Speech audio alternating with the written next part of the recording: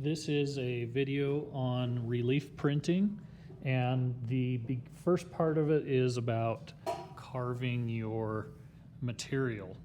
Now, relief printing is dealing with the idea that you would have something like a stamp that has a raised surface. Here's a stamp that has a raised surface, and you apply ink to it and then stamp something. That's what relief is it has a raised surface.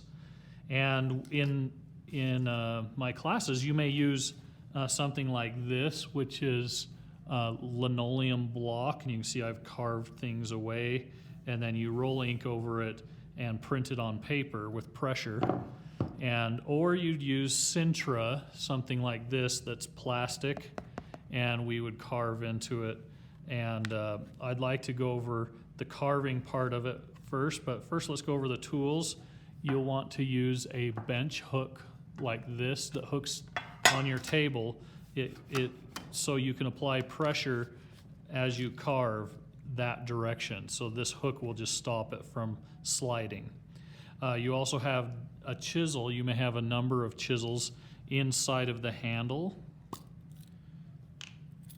like these, and they are different sizes. So the one that's on this chisel right now is, you can see a tiny little one there on the back of it. It goes all the way up to a 5, which is a bigger scoop. You can see the beveled part of the chisel, and the round end goes into the handle. So let's go over that. You want to take care of these, don't force them.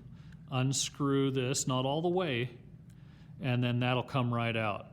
If it has to wiggle out, that's okay. But there's inside of this a little slit for that chisel to go to that scoop, and then you screw it tight. Now, sometimes these come unscrewed as you chisel, but you can tighten it up. Okay, so I usually use a 1 and a 5 for different things. So I'm going to, I don't use the in-betweens that much, but you can. I'm going to put this number 1 back in, and I've got a couple rules as you go. I guess first we'll talk about the drawing experience here. When we're dealing with creating a raised surface, there's no blending going on with these lines. You can see they're all hard-edged lines. And so as you do your drawing, do it in marker so you can see that's where I want my ink to go when I'm all done. But those edges are all hard edges. There's no blending unless you're going to do like a stipple effect. But, these kind of line engravings and carvings were traditionally done on wood or metal even. You want to be careful and maybe do shadows with lines, get the impression just with lines. And you can show those impressions with design and texture. Once you get your image all in marker, that's all going to be black around the outside. You're going to carve only the white stuff, only where the Sintra is showing through, or the linoleum. So wherever your marker is, you're going to carve around it. And so let's pick these shape at a time. So I've got a couple white shapes right here and here. You can see, possibly, that I have carved around this shape, right up to the black. And I'm going to now carve around this shape right up to the black, and then I would switch my chisel and get a bigger chisel and chisel out the inside of that. You can see where I've done that on the face. I went around the perimeter of everything, and then I went in with a bigger chisel and just chiseled them out in rows. And so that's what you want to do, is do it in rows. So rule 1 is go around the perimeter of the shapes with a small chisel. And so I'm going to do that now. Now, rule 2 is as you chisel, you're going to start in a corner or at the end of a line. You can see that I could carve out one piece.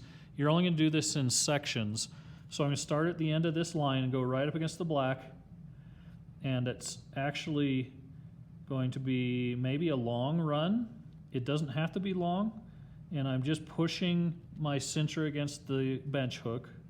I'm going along the black, and I might get to another corner, but I'm going to stop and I'm going to pull the chisel out.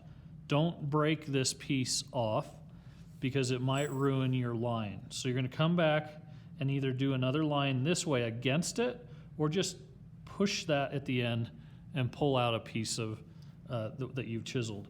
So then I can go turn my cintra, start at the end of another line. I can turn it a little bit, but it's not easy.